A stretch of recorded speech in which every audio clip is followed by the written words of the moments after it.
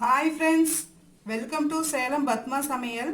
இன்னைக்கு நம்ம என்ன பார்க்க போறோம்னா, கிட்ஸுக்கு பெரியவங்க எல்லாத்துக்குமே பிடிச்ச மாதிரி பார்த்தீங்கன்னா மேக்ரோனி வித் வெஜிடபிள்ஸ் வச்சு பார்க்க போகிறோம். வாங்க போய் பார்க்கலாம்.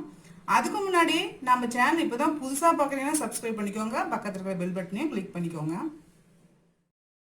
இப்போது அந்த வெஜ் மேக்ரோனி செய்ய தேவையான பொருள் பார்த்தீங்கன்னா இந்த மாதிரி மேக்ரோனி பார்த்தீங்கன்னா கடைகளில் நிறைய டிசைன்ஸில் கிடைக்கும். உங்கள் கிட்ஸுக்கு எந்த மாதிரி பிடிக்குமோ அந்த மாதிரி வாங்கிக்கோங்க. நான் இப்போ வந்து ஸ்பைரல் மாதிரி வாங்கிக்கிறேன். இது வந்து 1 கப் அளவுக்கு. 2 தக்காளி வந்து சுடுதண்ணில் போட்டுட்டு தோல் உரிச்சிட்டு இந்த மாதிரி அடித்து வச்சுருக்கேன். ஒரு குடமிளகாய், ஒரு 4-5 பீன்ஸு, ஒரு கேரட்டு, உங்களுக்கு எந்த காய் வேணாலும் போட்டுக்கலாம். ஒரு பெரிய வெங்காயம், ஒரு 1/2 டீஸ்பூன் இஞ்சி பூண்டு பேஸ்ட்டு, கொஞ்சோண்டு கொத்தமல்லி தழை, 1/2 டீஸ்பூன் மிளகாத்தூள், 1/4 டீஸ்பூன் கரம் மசாலா, 1/4 டீஸ்பூன் மிளகுத்தூள், 1/4 டீஸ்பூன் மஞ்சப்பொடி.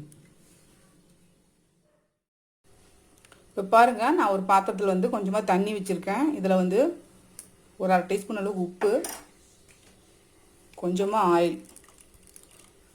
இது வந்து தண்ணி கொதிக்கிட்டோம். அதுக்கப்புறம் வந்து மேக்ரோனி போட்டு வேக வச்சுக்கலாம். இப்போ பாருங்கள், தண்ணி கொதிக்க ஆரம்பிச்சிச்சு. இப்போ நம்ம அந்த மேக்ரோனியை போட்டுக்கலாம். அதில்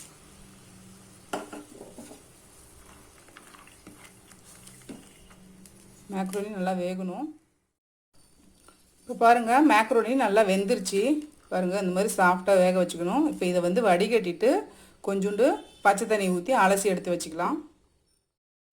இப்போ பாருங்கள், நான் ஒரு 3 டீஸ்பூன் அளவுக்கு ஆயில் ஊற்றி வச்சுருக்கேன். இப்போ நம்ம வெங்காயத்தை ஃபஸ்ட்டு போட்டு வதக்கலாம்.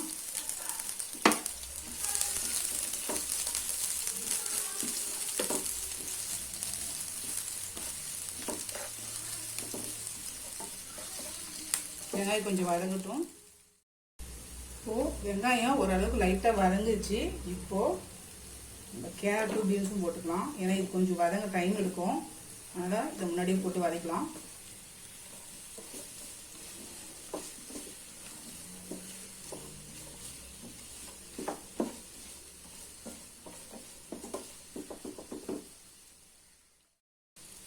இப்போது இதை க்ளோஸ் பண்ணி ஒரு 5 நிமிஷம் வேக வச்சுக்கலாம் காயை. ஓப்பன் பண்ணி பார்க்கலாம்.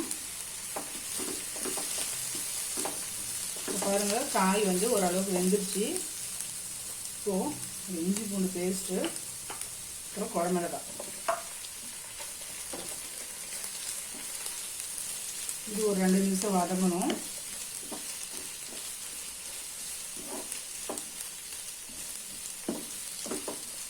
ஏன்னா குடமிளகாய் வந்து க்ரன்ச்சியாக இருந்தால் தான் நல்லாயிருக்கும். அதனால் முன்னாடியே நம்ம கேரட் பீன்ஸோடு போட்டு ரொம்ப நொத்த எண்ணெய் மாதிரி ஆயிரும்.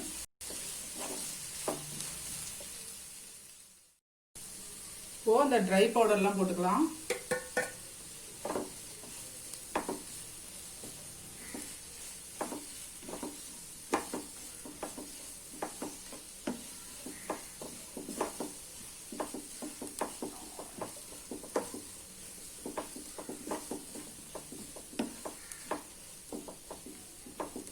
நம்ம இந்த தக்காளி பேஸ்ட் போட்டுக்கலாம்.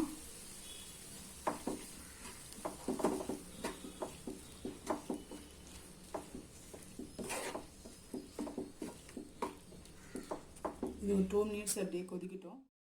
இப்போ பாருங்க, தக்காளி பேஸ்ட்டு கொதிச்சிச்சு. இப்போ உப்பு போட்டுக்கலாம். ஒரு 1/2 டீஸ்பூன் அளவுக்கு உப்பு போடுறேன்.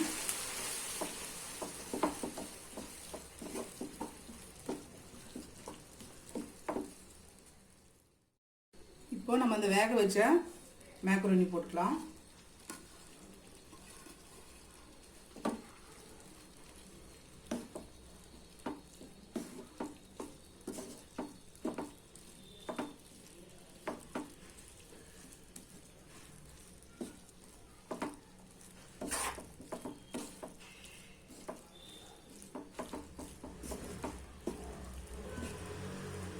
இப்போது இதை க்ளோஸ் பண்ணி ஒரு 2 நிமிஷம் இருக்கட்டும். இப்போ உப்பு காரம்லாம் ஏறும்.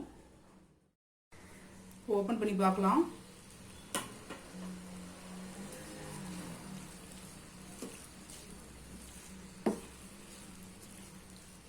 இப்போது மல்லியில போட்டு மிக்ஸ் பண்ணிக்கலாம்.